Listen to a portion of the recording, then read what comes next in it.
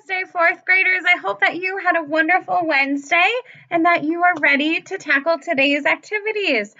Later this morning, we are going to get to do, and even one this afternoon, we're going to get to do Meet or Google Meet. And so I'm super excited to see all of you again today and to see what happens during our little scavenger hunts today. So get ready.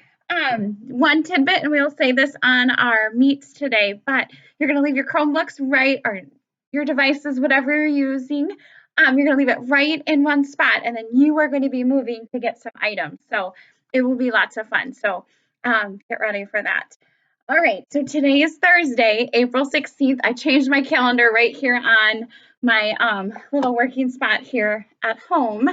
So today, if you pull up your learning slides, you are going to see the Thursday one in just a minute. Here we go. So for reading today, we are starting a new read aloud. And if we were back at school, we would have been starting our historical fiction book clubs.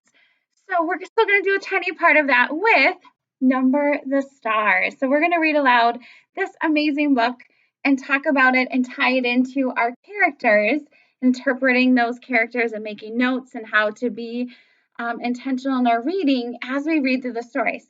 So every day, for the first couple days, we're going to read one chapter a day. Mr. Severson has a little intro for you about World War II and the time period that we will be reading about, and we'll get to meet our characters Anne Marie, and Ellen, two friends that live in the same building.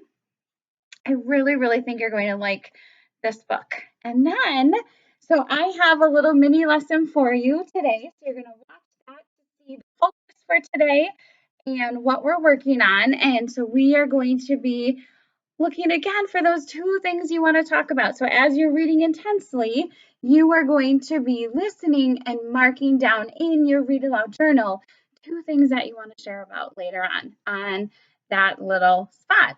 And then listen to Mr. Severson's video introduction in chapter 1. And then in your reading packet, you're going to complete the character sketch that's in your packet. Oh, hopefully it's right here. It is. So in your packet, it'll be, I think, somewhere near the back of it. You're going to have a little paper that looks like this with one person and the second person.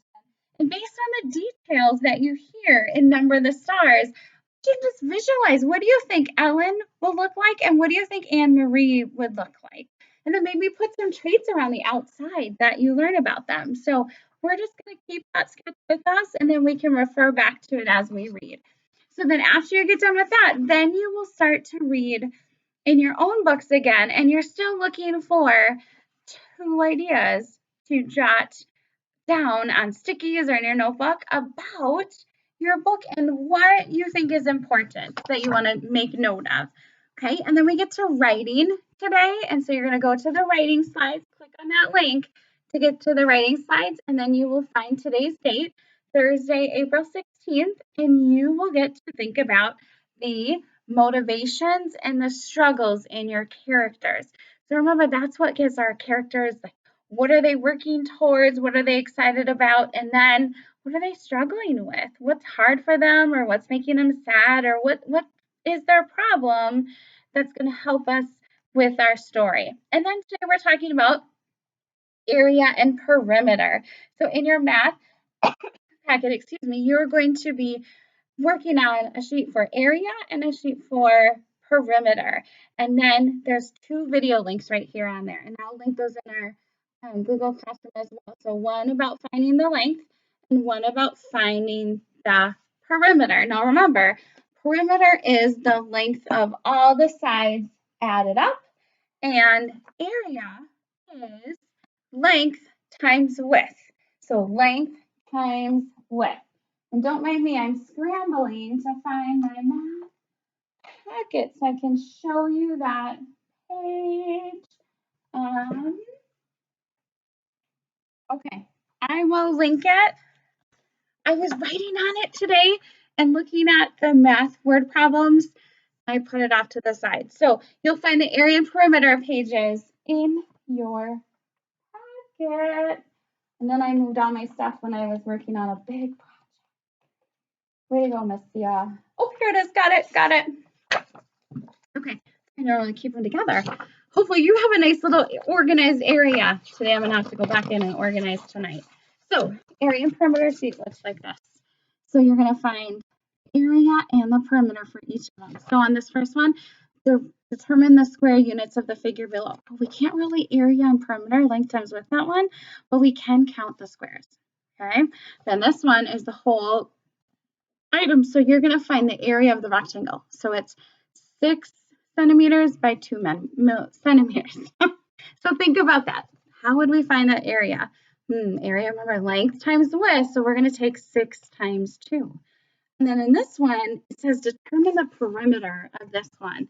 So then if we look at it, it has 5 inches and 4 inches, but these sides aren't listed. So then how are we going to find that one out? If that top one is a rectangle, so what do you know about rectangles?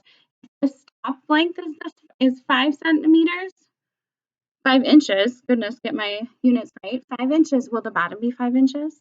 And then the side is 4 inches. Will that side be 4 inches? So you have an option. You can do 4 plus 5 and then multiply by 2. You could do 5 plus 5 and 4 plus 4. Or you could do 4 times 2 and 5 times 2 and add those together. So you have choices there. So think about how you want to solve that one. So you have 9 problems that you are going to figure out. If down here you need more space, just grab out a sheet of paper.